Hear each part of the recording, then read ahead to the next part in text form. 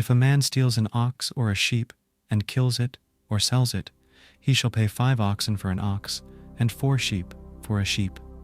If the thief is found breaking in, and is struck so that he dies, there shall be no guilt of bloodshed for him. If the sun has risen on him, there shall be guilt of bloodshed for him. He shall make restitution. If he has nothing, then he shall be sold for his theft.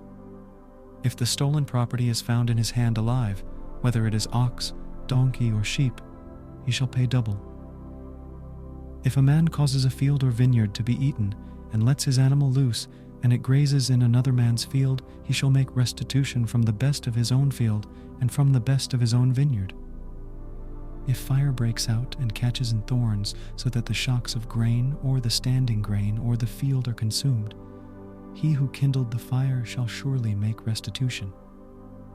If a man delivers to his neighbor money or stuff to keep, and it is stolen out of the man's house, if the thief is found, he shall pay double. If the thief isn't found, then the master of the house shall come near to God to find out if he hasn't put his hand to his neighbor's goods. For every matter of trespass, whether it be for ox, for donkey, for sheep, for clothing, or for any kind of lost thing about which one says, "This is mine," the cause of both parties shall come before God. He whom God condemns shall pay double to his neighbor.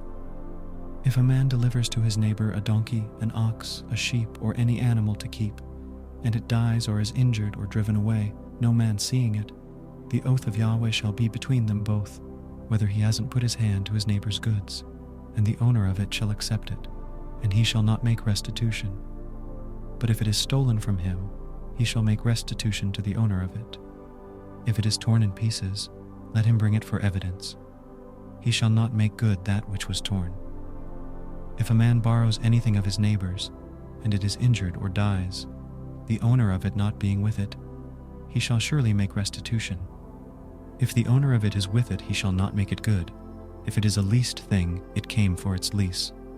If a man entices a virgin who isn't pledged to be married and lies with her, he shall surely pay a dowry for her to be his wife. If her father utterly refuses to give her to him, he shall pay money according to the dowry of virgins. You shall not allow a sorceress to live. Whoever has sex with an animal shall surely be put to death. He who sacrifices to any god, except to Yahweh only, shall be utterly destroyed. You shall not wrong an alien, neither shall you oppress him, for you were aliens in the land of Egypt. You shall not take advantage of any widow or fatherless child. If you take advantage of them at all, and they cry at all to me, I will surely hear their cry, and my wrath will grow hot, and I will kill you with the sword, and your wives shall be widows, and your children fatherless. If you lend money to any of my people with you who is poor, you shall not be to him as a creditor, neither shall you charge him interest. If you take your neighbor's garment as collateral, you shall restore it to him before the sun goes down, for that is his only covering. It is his garment for his skin. What would he sleep in? It will happen when he cries to me, that I will hear, for I am gracious. You shall not blaspheme God, nor curse a ruler of your people. You shall not delay to offer from your harvest and from the outflow of your presses. You shall give the firstborn of your sons to me. You shall do likewise with your oxen and with your sheep.